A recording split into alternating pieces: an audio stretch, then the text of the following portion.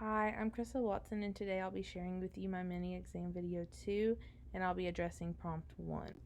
So today we'll be discussing epistasis, which is when parts of your DNA can hide or change the outcome of your appearance or the expression of them. This means that more than one gene can create the same appearance or have the same expression. I like to compare this to a cookbook. Chromosomes hold all of the recipes and tell you how to make what you need to make. And then the recipe is the specific pathway that you would take to get that expression. And then finally, your phenotype would be what you ended up baking, like a cake or brownies or cookies. To further explain this analogy of epistasis with baking, some alleles are like substitutes for others. Like when you're baking a cake, you can use oil and eggs, or you can use mayonnaise as a substitute and get the same product. Whereas some alleles create different products, like if you were to make a cake and use chocolate instead of strawberry. To better understand epistasis, we'll be looking at the specific mode of epistasis, which is duplicate recessive epistasis. This happens when two copies of a recessive allele prevents the individual from completing the pathway.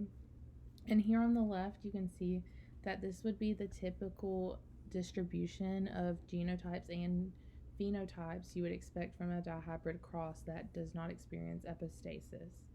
Whereas on the right, you would have the same distribution of genotypes, but the individuals that have two recessive alleles would experience a different phenotype than expected.